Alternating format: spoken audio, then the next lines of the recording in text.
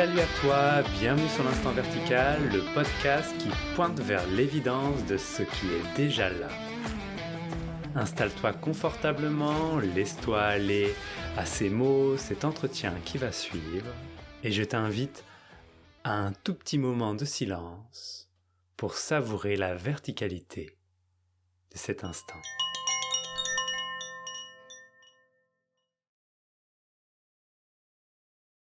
Bonjour à vous, bienvenue sur le nouvel épisode de l'Instant Vertical. Aujourd'hui, je reçois Frédéric Samnidi.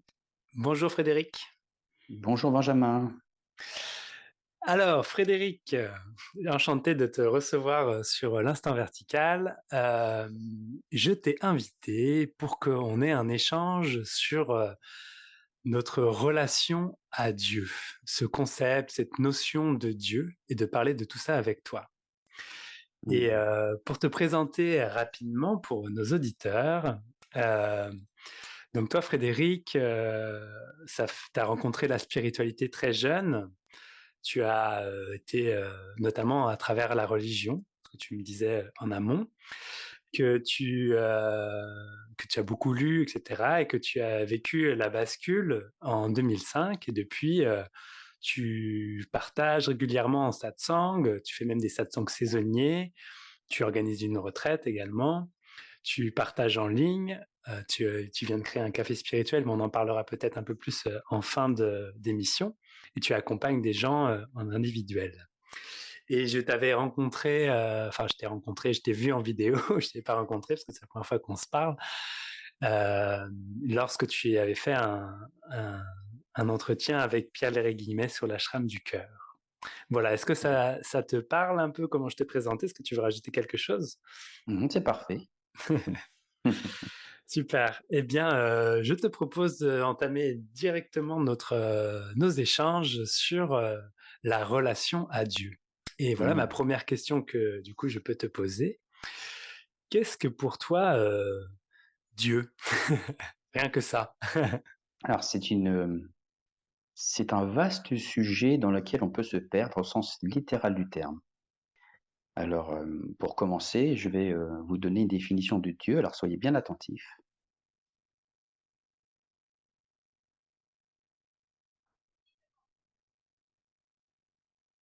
Voilà. Là, vous avez entendu la définition de Dieu.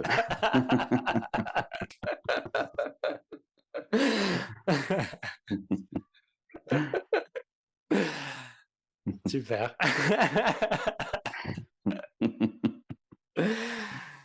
Alors, maintenant pour parler de l'histoire de Frédéric. Donc effectivement, Frédéric, plus jeune, donc à 13-14 ans, a rencontré donc, la religion à travers une famille chrétienne, donc à travers les prières du soir autour du lit des parents, à genoux, à travers la messe du dimanche.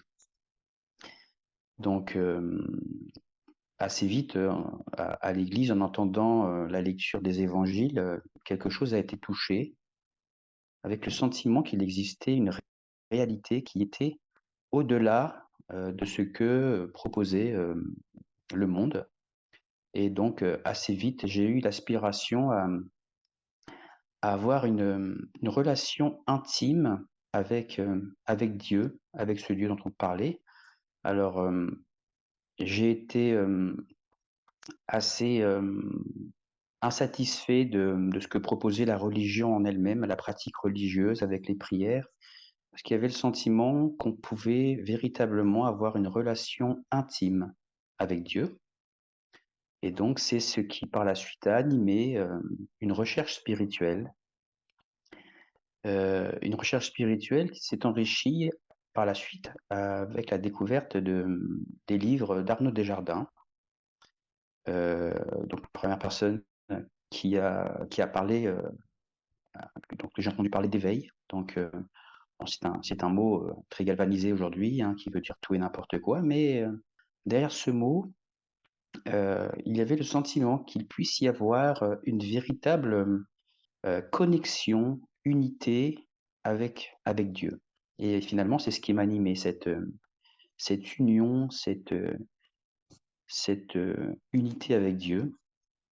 Alors, donc mon chemin spirituel a consisté à essayer, heu, de voir le monde à travers le regard de Dieu.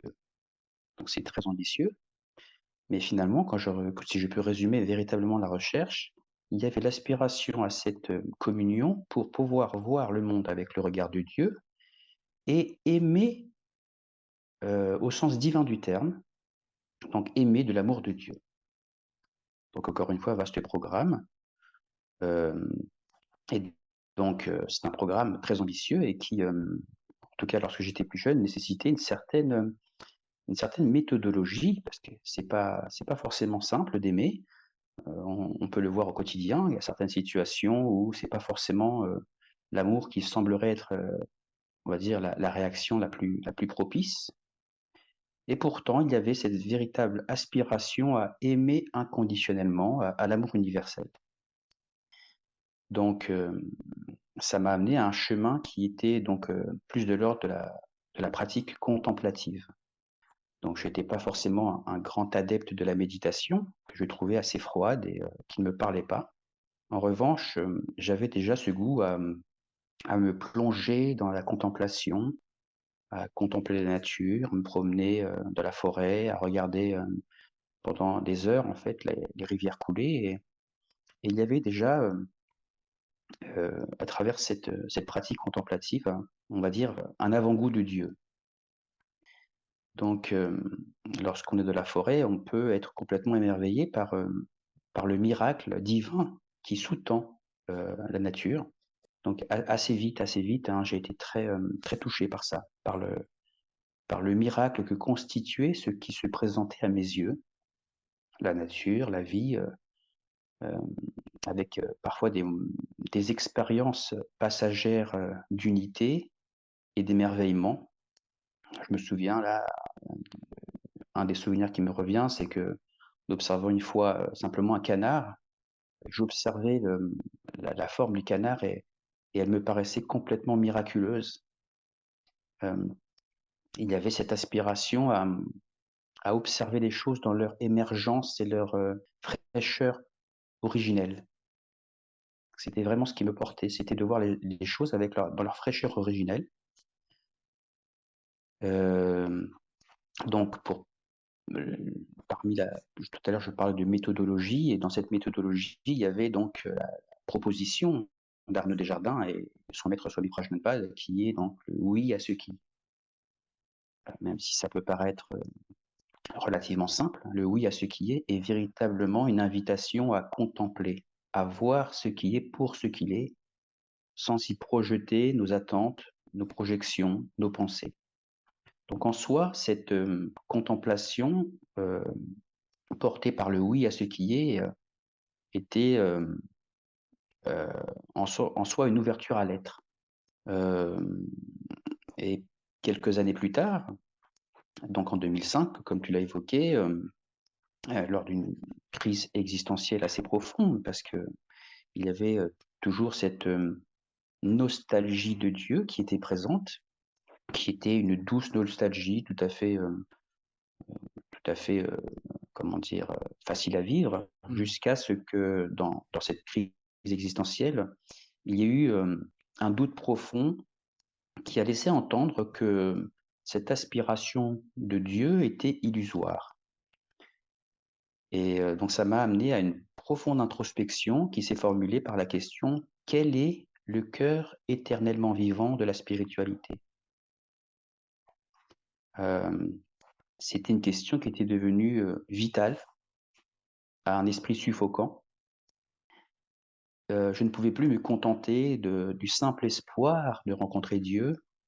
Hem, L'idée que cette, aspiration était vaine était tellement insupportable qu'il a fallu, plonger au plus profond de l'être pour toucher et goûter quel est le cœur éternellement Mmh. vivant de la spiritualité. Ce n'était pas une quête d'éveil, ce n'était pas une quête d'expérience particulière. Pour autant, cette question, donc quel est le cœur éternellement vivant de la spiritualité, a provoqué une bascule radicale et profonde où tous mes repères se sont effondrés radicalement. Quand on parle de repères, on parle des croyances, on parle de l'identification aussi, qui est une croyance d'ailleurs, pour réaliser que ce miracle divin qui m'apparaissait devant les yeux existait aussi en amont de mes yeux et que c'était Dieu lui-même qui s'expérimentait lui-même à travers le monde et qu'il n'y avait que de conscience que Dieu et que l'identité personnelle s'est complètement dissipée dans le fait que la conscience est une et indivisible et que cette conscience, c'est Dieu. Donc c'est pas forcément toujours comme ça que j'exprime des choses, mais puisque le sujet c'est Dieu, je dis les choses telles qu'elles sont, hein, telles qu'elles sont vécues. Et donc voilà, ça me fait plaisir d'utiliser, de réhabiliter ce mot Dieu qui parfois peut poser problème, parce que c'est vrai qu'on apparente toujours Dieu à la religion. Il y a parfois aussi une certaine déception par rapport à nos attentes sur Dieu. On attend que Dieu réponde à nos prières, et lorsque Dieu ne répond pas à nos prières, donc c'est que ou bien qu'il n'existe pas, ou bien qu'il se fiche de nous. Et là, il y avait véritablement une invitation à, plutôt que d'imposer ma volonté à Dieu, mais d'écouter la volonté de Dieu. C'était à travers cette invitation, enfin cette aspiration à rencontrer Dieu, il y avait véritablement une aspiration à voir, à découvrir Dieu, non pas à travers mes attentes, mais à travers ce qu'il est, tel qu'il est. Et c'est tout à fait différent, en fait. Il ne s'agit pas de soumettre Dieu à ma volonté personnelle, mais de me soumettre à la volonté divine. Mais je dirais que cette aspiration à Dieu est déjà Dieu, en fait. Il apparaît aujourd'hui que cette aspiration qui est aussi à l'origine de la foi en Dieu, c'est déjà Dieu, c'est déjà le rayonnement de Dieu. Et que toute expérience est l'expérience de Dieu vers Dieu en Dieu. Et ça, c'est un discours qu'on rencontre dans beaucoup de courants spirituels, voire religieux, dans leur aspect le plus mystique, à savoir que seul Dieu est. Alors ça, c'est quelque chose qu'on a pu entendre de la bouche de saints ou de saintes indiens, mais aussi chez les soufis. Dans, seul Dieu est, il n'est de Dieu que Dieu. Et dans le sens où, de manière le plus profonde, c'est que il n'est que Dieu, il n'est d'être que Dieu. Et que même si c'est quelque chose qui est oublié par le jeu de l'altérité, mais je vais y revenir, eh bien, tout est expérience de Dieu. Ce n'est que Dieu qui expérimente Dieu en Dieu, toujours. Et il n'y a rien d'autre que Dieu. Alors, effectivement, tout à l'heure, je parlais d'altérité, adversité. C'est qu'effectivement, Dieu s'expérimente lui-même en expérimentant la séparation. Pour pouvoir s'expérimenter lui-même, Dieu rayonne à travers des âmes individuelles. Pour autant, ces âmes individuelles ne rayonnent toujours que de la conscience divine, puisqu'il n'y a qu'une seule conscience. Maintenant, effectivement, il y a un voile qui peut se déposer, mais ce voile, c'est encore Dieu qui se le pose pour pouvoir se découvrir lui-même. Donc, c'est un, c'est un vaste programme que cette rencontre de Dieu, qui n'est autre que la rencontre de soi, au sens le plus divin, fondamental, originel qui soit. Mmh. Et est-ce que quand tu évoques ce processus du coup de rencontre avec Dieu, est-ce que hem, pour toi dans ton vécu ou dans ce que tu as pu observer aussi dans les personnes que tu accompagnes, est-ce que ça passe, obligatoirement, par, une sorte d'objectivation de Dieu, comme si, Dieu était vraiment, vu comme une entité à part entière, comme, un peu le Dieu de la religion, si tu vois ce que je veux dire? Est-ce que ça s'est passé par là pour toi? Eh bien, absolument pas. Mmh.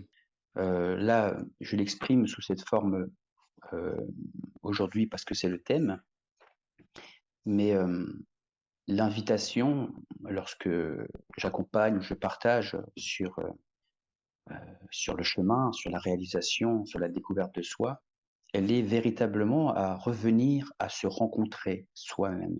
Mmh. En fait, c'est une invitation à découvrir ce qui nous est le plus familier et non pas de tendre vers une réalité autre, transcendantale, surnaturelle. Ouais. C'est véritablement de rencontrer Dieu dans le quotidien, dans ce qu'il y a de plus ordinaire. Parce que le miracle réside véritablement dans l'ordinaire. Et il ne s'agit pas de tendre vers un miracle qui serait euh, un état particulier ou une projection particulière, mais de revenir au miracle d'être. Et revenir au miracle d'être, c'est véritablement revenir à ce que je suis, véritablement. Qui suis-je? La question que pose notamment Ramana Maharshi, qui suis-je? Cette investigation de qui je suis véritablement. Maintenant, et une fois qu'il est réalisé que ce que je suis, notre nature éternelle, divine, a toujours été, qu'elle est de toute éternité, au sein de cette ouverture divine à l'être, s'expérimente le monde à travers euh, une humanité. Euh, Dieu, tel que l'expérimente ou je le perçois, euh, parce qu'en fait Dieu est à la fois ce qui est vu et ce qui voit. Donc quand je dis ce qui perçoit, je n'exclus pas le fait que c'est Dieu qui perçoit. Euh, donc c'est Dieu qui perçoit Dieu toujours en fait. Et donc dans ce qui est perçu, il y a une expérimentation de la vie qui continue à se faire, ce qu'on peut appeler d'une certaine manière un chemin de sagesse, qui est finalement une assimilation de la vie à travers l'expérience humaine. Donc il ne s'agit pas simplement de se souvenir de Dieu en tant que notre véritable nature, mais de continuer à cheminer en assimilant le monde, la vie, à travers les expériences du quotidien, à travers les expériences extatiques comme les expériences les plus pénibles. Et tout continue à se vivre à travers cet espace que je suis. Euh, et donc, en fait, si on peut se poser, certains se posent la question de savoir s'il s'agit d'une voie directe ou indirecte, eh bien, je dirais les deux. Même si la voie directe, finalement, elle est sans voie, dans la mesure où je suis déjà ce que je cherche, et simplement de se souvenir, de réaliser que je suis ce que je cherche. Et au sein de cet espace, la vie continue à s'expérimenter elle-même à travers le quotidien, à travers des expériences et un chemin d'assimilation, de sagesse, mais aussi de pardon et d'amour. Et c'est là que la notion d'amour divin prend un sens, à savoir que cet amour divin que nous pouvons tous expérimenter, ressentir, est l'amour de Dieu en nous.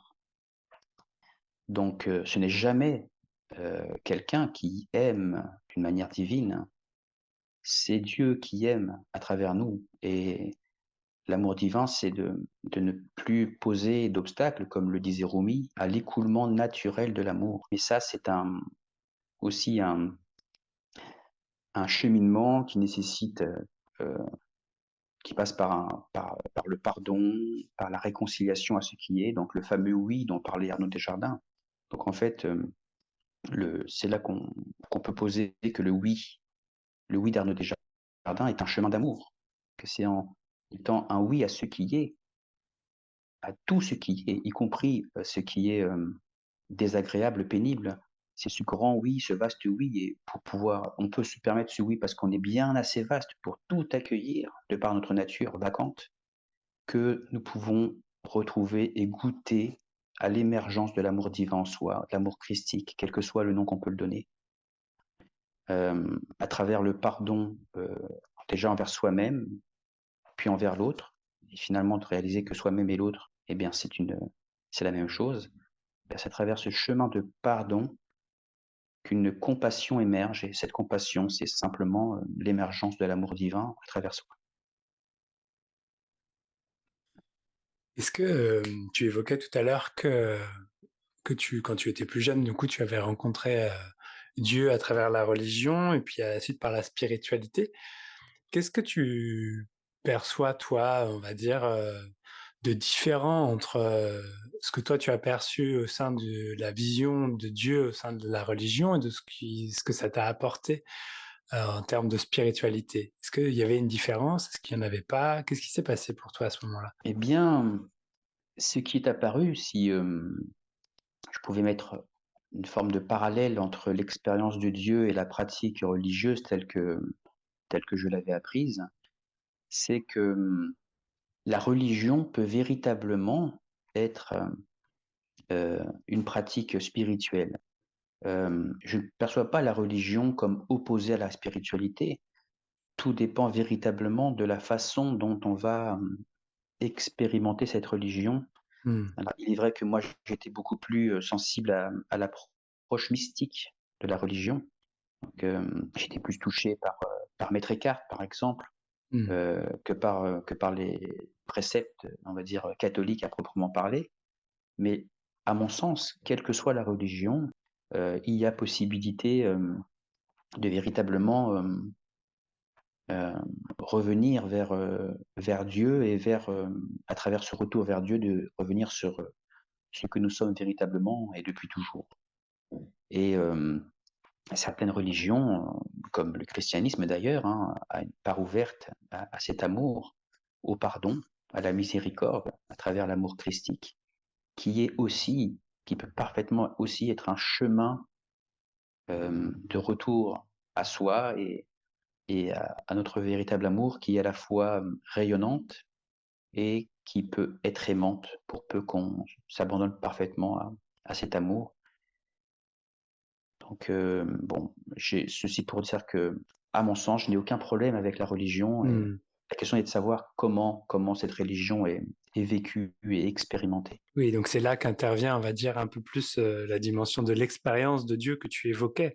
Ça veut dire qu'au final, Et c'est l'expérience de Dieu qui compte, c'est pas, la croyance ou l'image que l'on a de Dieu qui est importante. c'est ça, c'est que, les la religion peut être perçue comme, des bonnes actions que l'on va faire en vue d'obtenir une récompense, une intelligence supérieure ou d'un être supérieur, ou alors elle peut être vécue comme, une invitation véritablement à retourner le regard vers notre vraie nature, vers ce que nous sommes véritablement, et ce regard, n'est pas, une opposition à tout ce qui est, puisqu'il l'embrasse, et à ce niveau de revenir à cet état de Dieu, dans le sens où Dieu, à mon sens, est l'apogée de la non-dualité. Mmh. Lorsqu'on parle de non-dualité, on ne peut pas parler de non-dualité sans avoir, sans évoquer Dieu. Dieu qui est à la fois, hem, on va dire ça comme ça, mais qui est à la fois le créateur et le créé, qui est à la fois, le chercheur, le cherché et l'action de chercher. Je suis le chemin, la vérité et la vie, par exemple, comme on peut l'entendre, dans la religion chrétienne, mais il y a plein d'autres, formules qu'on peut rencontrer dans d'autres religions qui a cette même connotation. Et maintenant, j'insisterai encore une fois parce que, s'il faut bien avoir à l'esprit, c'est que Dieu, s'expérimente à travers nos singularités respectives, et qu'il ne s'agit pas, non plus de rejeter notre dimension humaine.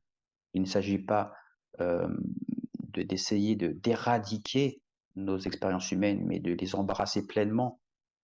Jésus disait, «Le Père et moi sommes un». Il parlait bien du Père et moi, il y a bien et Mmh. que même si effectivement, en disant: «Je le Père et moi sommes un», il y a cette parfaite, heu, conscience, réalisation que la conscience est une et indivisible, et que, il n'y a que Dieu et que seul Dieu est. Pour autant, il ne rejette pas l'incarnation et la dimension sacrée des expériences du quotidien. Donc, véritablement, lorsqu'on parle de se connaître soi-même, il y a aussi, l'invitation à embrasser parfaitement notre dimension humaine, nos expériences Mmh. humaines, avec nos peurs, nos souffrances, nos difficultés et tout ce qui, en nous a besoin d'être, alchimisé, d'être accueilli, d'être aimé. Voilà, parce que l'amour de Dieu, c'est l'amour de tout, y compris de cette dimension humaine. Oui, du coup, ça ramène à ce que tu disais tout à l'heure, que Dieu est dans l'ordinaire et donc dans toute la dimension ordinaire de l'être humain. Absolument. Et que peut-être que parfois, le regard est porté vers le côté extraordinaire de Dieu, comme par exemple se focaliser sur, les miracles de Jésus ou de croire qu'il va y Mmh, avoir le miracle qui est une attente d'une preuve de Dieu quelque part, ouais, alors que ce que sa rencontre se fait au contraire dans ce miracle quotidien et ordinaire. oui.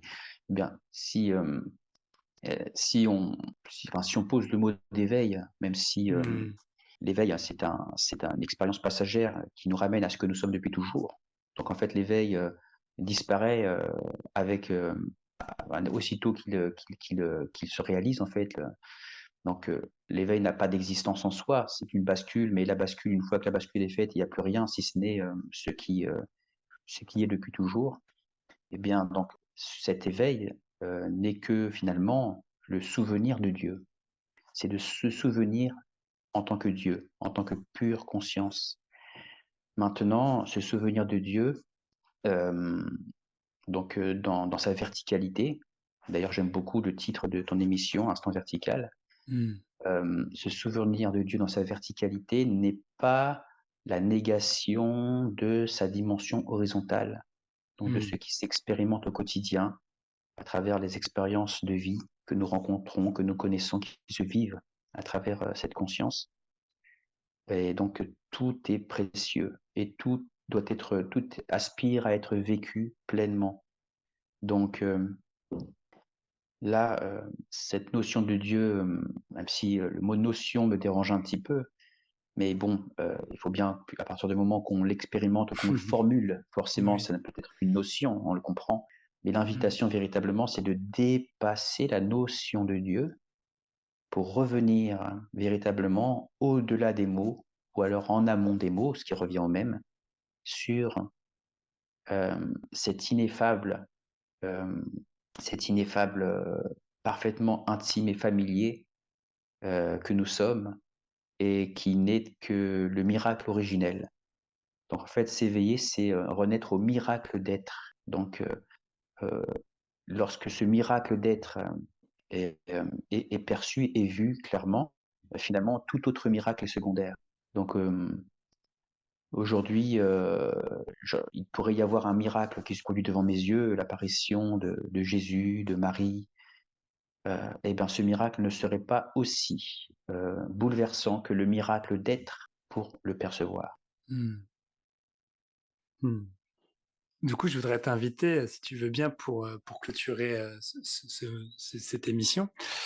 Est-ce qu'il y a une technique, une phrase particulière, une invitation, un regard que tu aimerais partager, comme si une personne là qui nous écoute, qu'est-ce que tu pourrais l'inviter à faire pour vivre l'expérience de Dieu maintenant?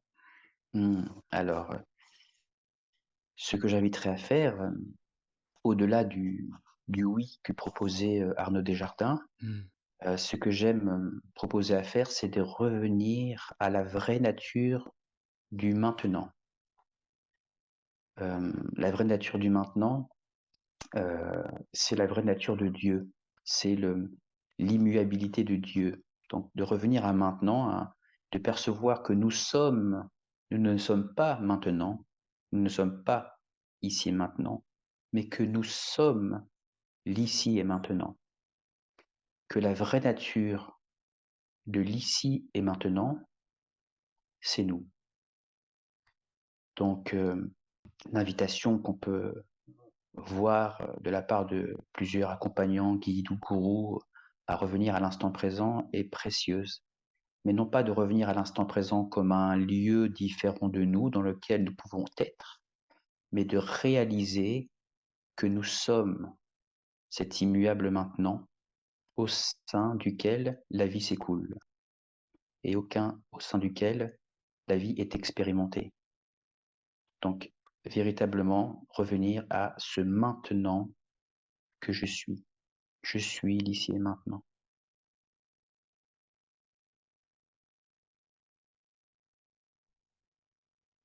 Et quelles que soient les expériences, je suis le maintenant de toute expérience. Quelle qu'elle soit, pénible ou agréable, je suis le maintenant de tout ce qui est vécu, ici, maintenant.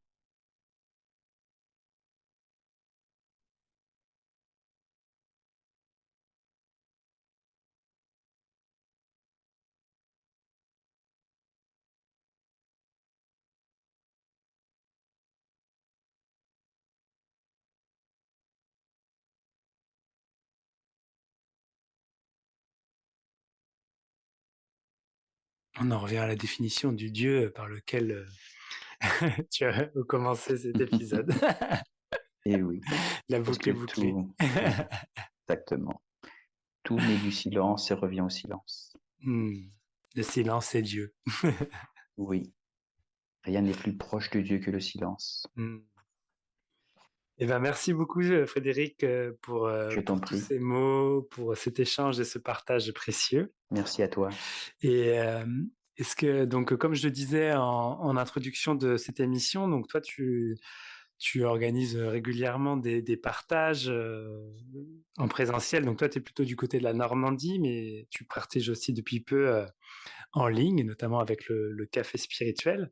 Est-ce que tu veux bien nous en dire un peu plus? Alors, je partage partout où je suis invité à le faire. Donc, si, il m'est déjà arrivé aussi de partager dans le sud. Hein, donc, voilà, je partage là où je suis, là où il y a l'aspiration à me recevoir pour le faire. Et donc, le café spirituel, c'est une aspiration de réunir des accompagnants spirituels à partager d'une manière tout à fait conviviale leur regard sur la vie, sur l'être, avec qui le veut bien. Donc, donc le premier café spirituel s'est tenu hier soir en présence de Louane, d'Anaël, de Michael et d'Ella. Donc un autre est en train de se dessiner, qui devrait avoir lieu en début du mois de juin. Et donc selon ce qui va venir, ce qui va émerger, ça peut ou pas se poursuivre. Je verrai comment les choses se font. Je ne veux pas en faire quelque chose de mécanique, mais vraiment que chaque café spirituel soit porté par un vrai élan du cœur et un vrai élan de partage. Et où est-ce qu'on peut le retrouver si on veut le voir, ce café spirituel qui s'est déroulé hier? Alors, vous pouvez le voir ou bien sur ma page Facebook, hein, Frédéric Samnidi, ou alors sur mon site internet Parfum d'éveil, sur lequel donc je publie aussi les différentes vidéos qui ont pu être faites autour de ce que je partage. Donc café éveil. Je pense que si vous tapez sur Google café éveil, vous allez tomber sur cette vidéo. Ça marche. Et si jamais tu proposes aussi des entretiens et des accompagnements individuels, et donc si on veut des informations pour te contacter, on trouve toutes les infos sur ton site Parfum d'éveil, c'est ça? Oui, ou simplement de me laisser un message privé hein, sur Facebook Oui, sur Facebook. et voilà, tout simplement, vous m'envoyez un message privé et puis après, donc selon les disponibilités de chacun, ça se pose. Ok. Et c'est Frédéric Samnidi, donc C'est ça. Samnidhi. C'est ça. C'est Ok. ça. Vous trouverez d'ailleurs les infos dans le petit texte accompagnant cet épisode de podcast.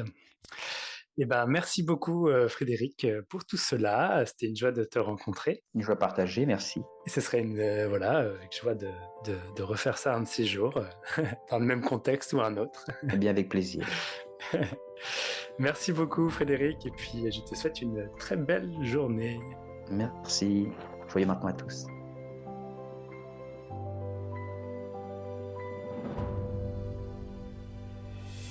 Voilà, c'est terminé pour aujourd'hui. Vous pouvez retrouver l'Instant Vertical sur les réseaux sociaux. Instant-vertical sur Instagram et Facebook. Vous pouvez également déposer des commentaires ou des idées de sujets sur www.benjaminbouguier.fr/podcast, il y a un questionnaire que vous pouvez remplir. On se retrouve lundi prochain pour un nouvel épisode. En attendant, je vous laisse savourer la verticalité de cet instant.